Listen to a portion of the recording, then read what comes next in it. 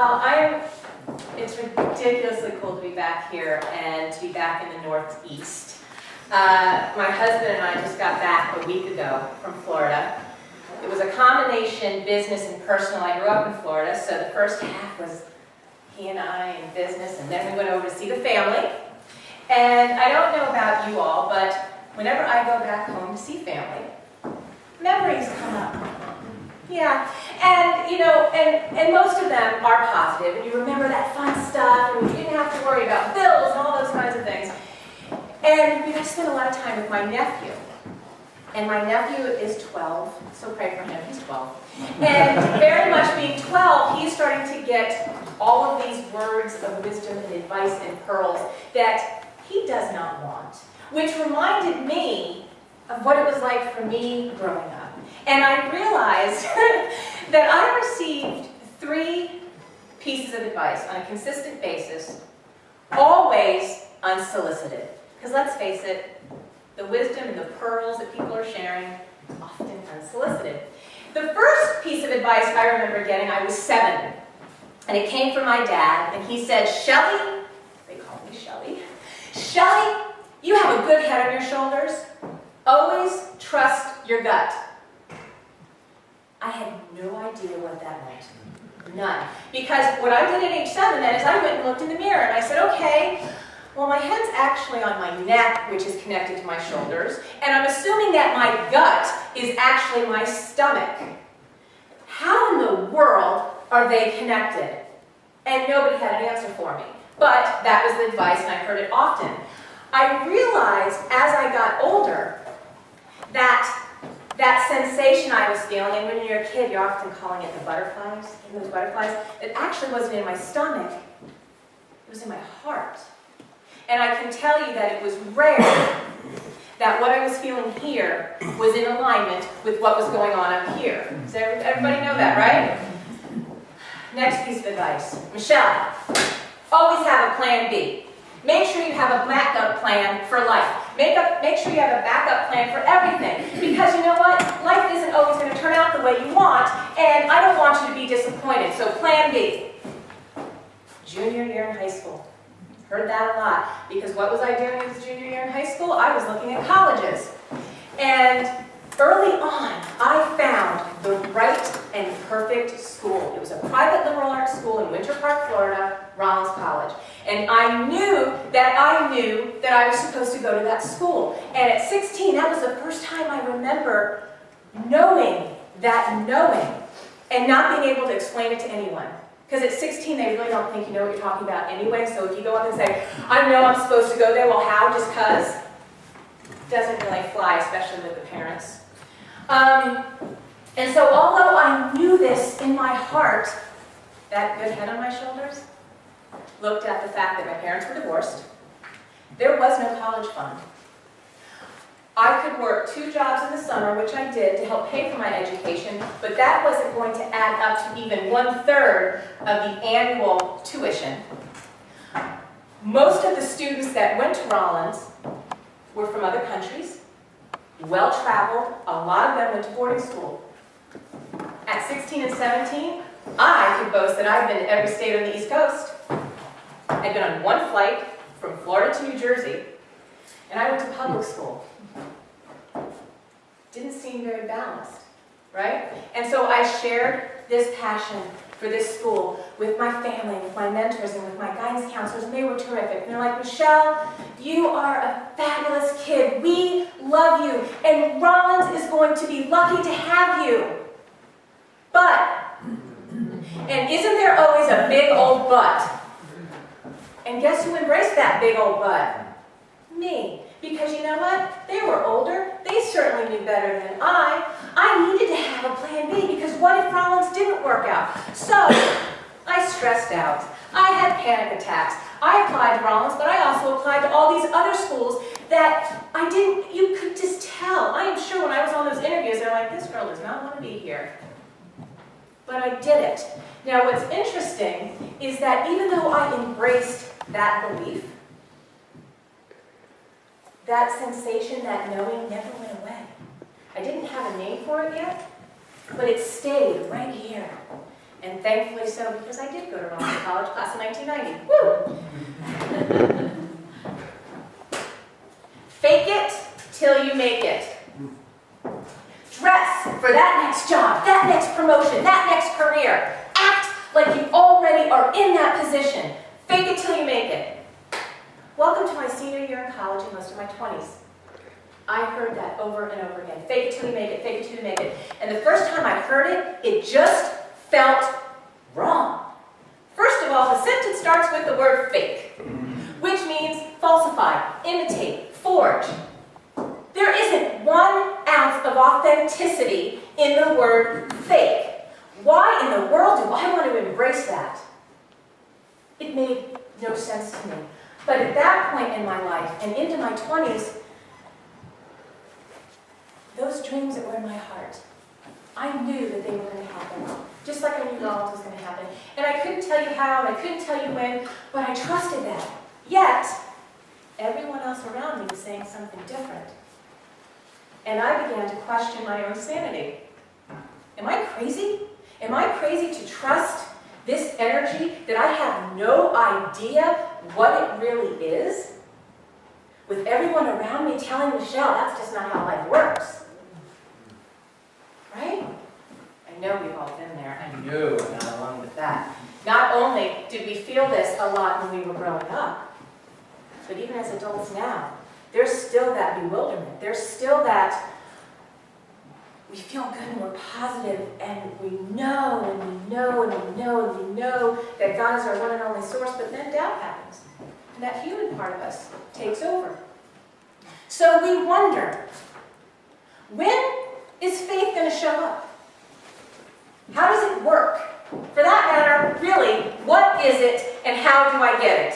How many people here remember praying that faith shows up? I've done it. I wish faith would just show up. When is faith going to get here? Guess what I'm going to tell you? It's so good. Oh, I love this. This is what I love. And I have to tell you, I love my husband because he hears me talk and talk and talk. And when I have an aha moment, especially because my aha moments, if they fill me up, I just hope that they fill you up too. Here's the thing about faith. Ready? It's not something you get. It's not external. Okay? It is not. Faith isn't about what we have and what we don't have. And I'm going to tell you something else that I find pretty cool. No one in this room or anywhere on the planet has any more faith than anyone else. I don't have any more faith than Everardo. Everardo doesn't have any more faith than me. And see, I have the advantage of looking at your faces, and I know some of you are going, I am really questioning the validity of that statement. Because I've been there too, where we're having a particular experience in our life, and we're feeling alone, and we're feeling separated. Has anybody ever felt like that? And then you're looking at somebody else, and you know they're going through the very same thing, but they seem to have that thing called faith. How come they have it and I don't? I sure wish I had as much faith as they did. Well, guess what? You do.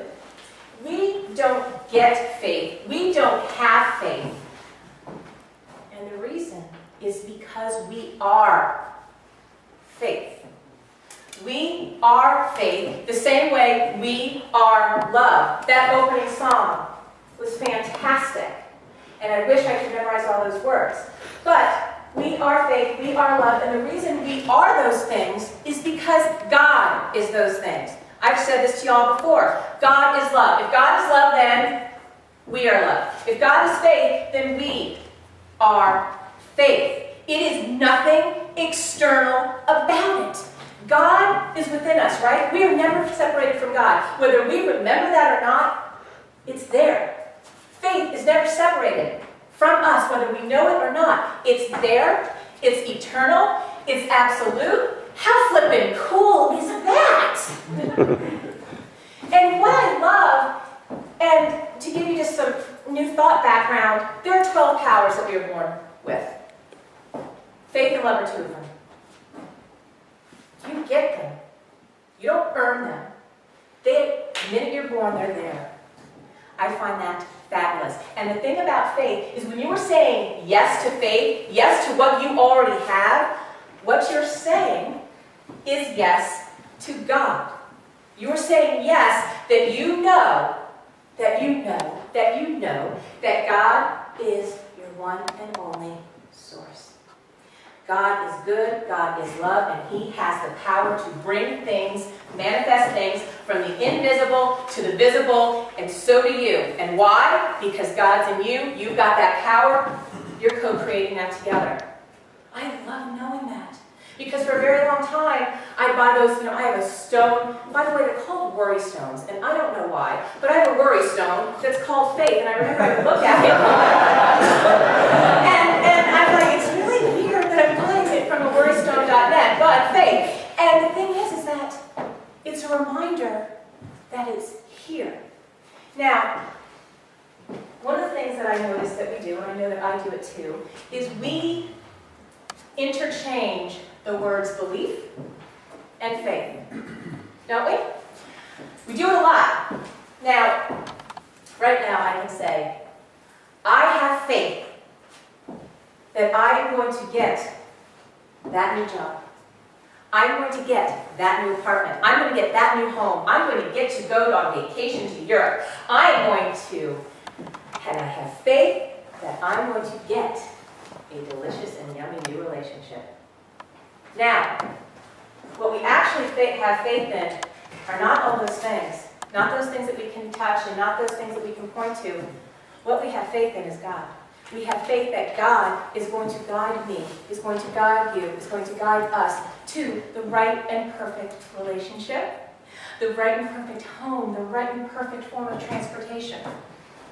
We can also say, though, I believe.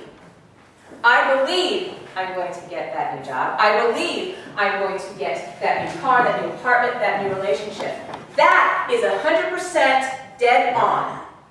Yet, however, in that big old but, we can believe in anything. We can believe in anything. Just go back to my story about colleges. Did not matter at the time that I knew where I was supposed to be. I embraced a belief that was not mine, but it became mine. I chose to believe that I needed a plan B because you know what? The very thing that I deserved to have might not happen. So instead of plan B being my extension of a success, meaning like a part 2 of moving forward, I saw plan B as a possibility of failure. Belief, we can believe, and we have the power of choice to believe positively or negatively. I can choose to believe in health, or I can choose to believe in sickness. I can choose to believe in prosperity and abundance, or I can choose to believe in poverty. I can choose to believe in intelligence, or I can choose to believe in ignorance.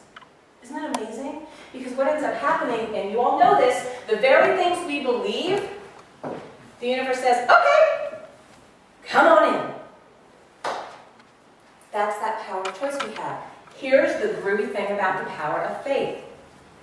You have no choice. It's there and it's always positive. You cannot, will not ever be able to draw to yourselves anything negative using the power of faith. It's not possible. And why? Because it's a gift from God. It is your divine right. How crazy awesome is that? My divine right of faith. My divine right of faith in God that is good, that is love, that wants the same thing for me. Now, here's what I find interesting about belief and faith. Belief can exist on its own. Right? I just showed you. We can choose to believe in positive, we choose to believe in negative. Faith can't really exist on its own. It's there, but it's dormant without belief, positive belief. So, those times when we are thinking that we do not have faith, and boy, it sure looks like you have a lot more faith than I do, and where'd you get yours, and is it on sale? I've got the same amount as you do. Mine's dormant. Yours is active, and yours is active because you've tapped into belief, and you are making those affirmative statements, and you're praying, and you're meditating. And when you have that kind of power, combined with a spiritual power that loves you for who and what you are, you can move mountains. And I know y'all have done it. I know there are times where you're sitting there going, I have no idea how that happened, and it just did. And that's because you activated your faith. Isn't that cool? Seriously! I love this faith stuff. It used to freak me out, though. Now, if you remember the last time I was here, we talked about trains. Remember trains? I mentioned one of my favorite children's books and movie, Polar Express. And trains served as a metaphor for opportunities. Those opportunities that come our way, and do we say yes? Do we say no? Or do we hesitate?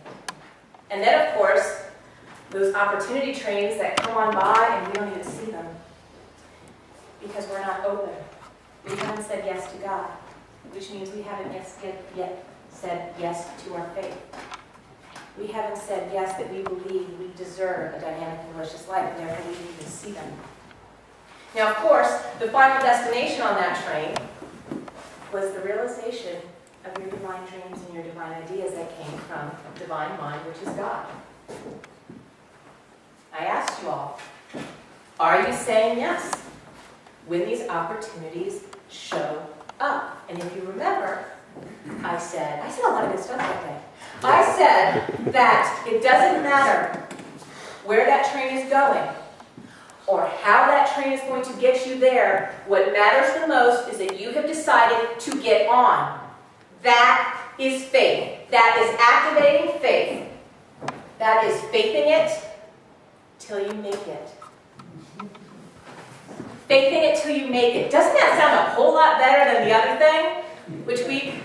I even have a better one, which I think we should make into a bumper sticker.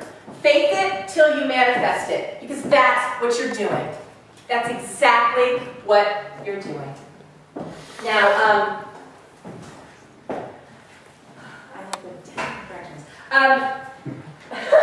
sorry.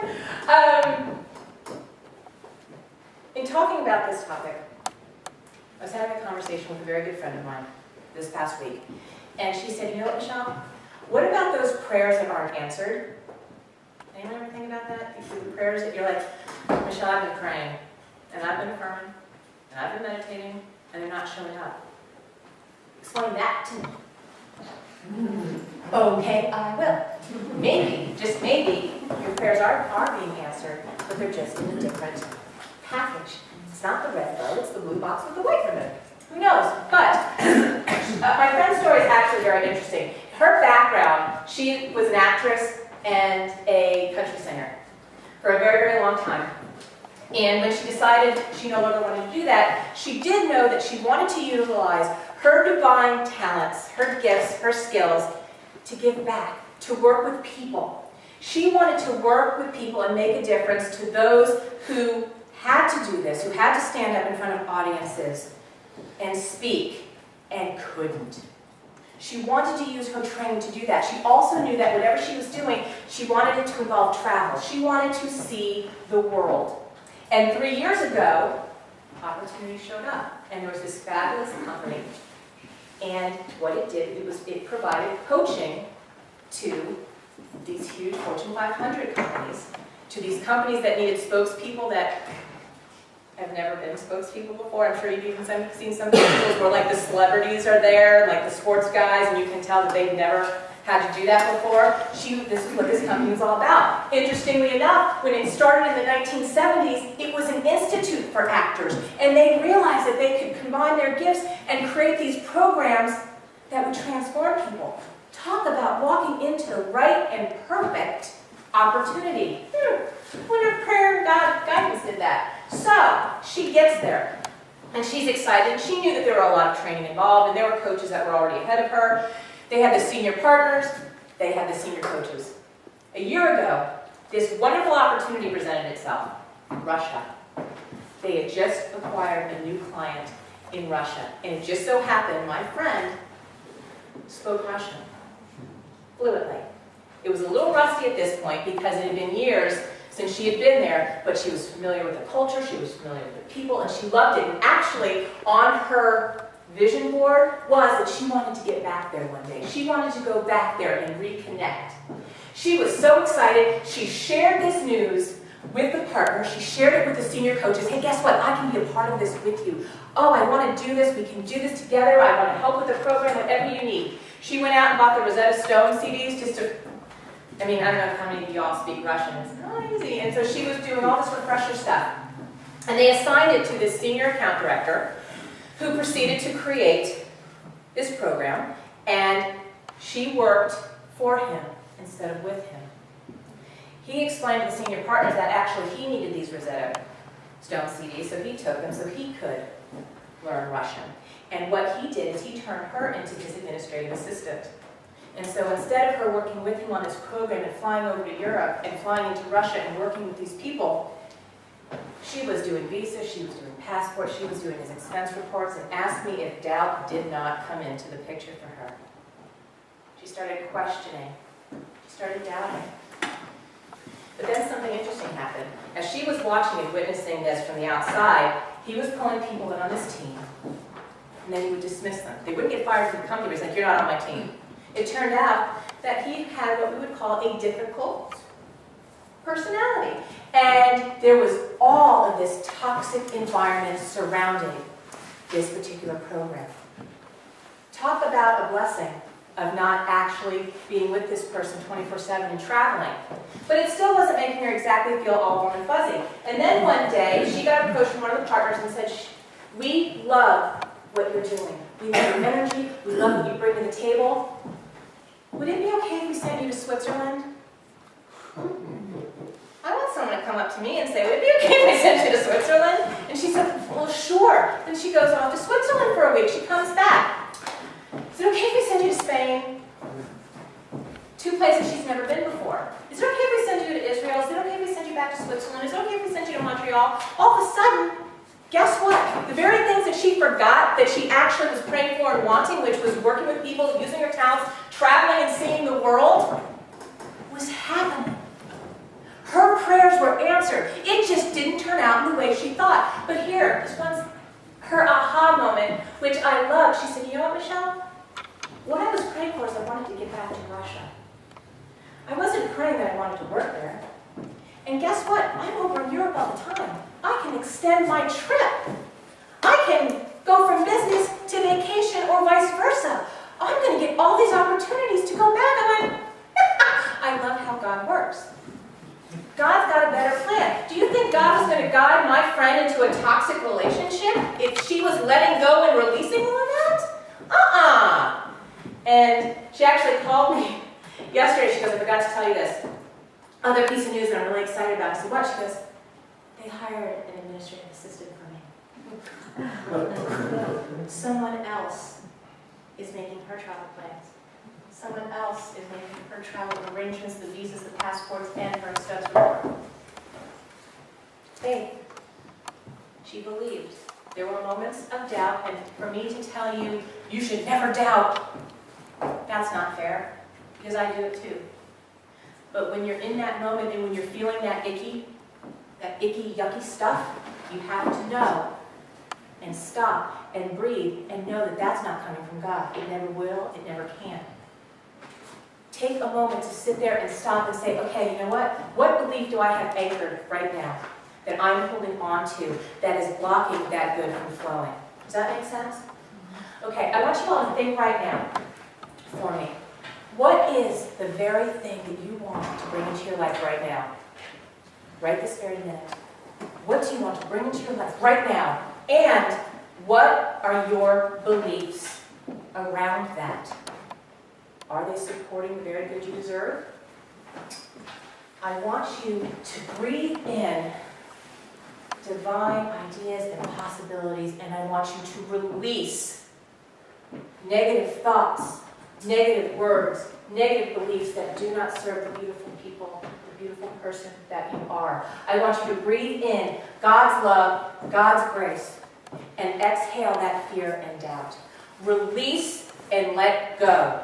That is faith. That is faithing it until you manifest it.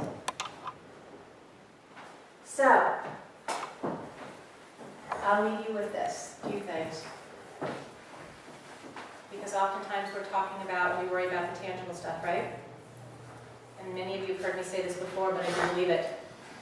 Seeing is believing, but sometimes the most real things in the world are those things that we cannot see, that we cannot touch. And that's faith. So are you all ready to faith it till you manifest it? All right. We're going to do it again. Are you all?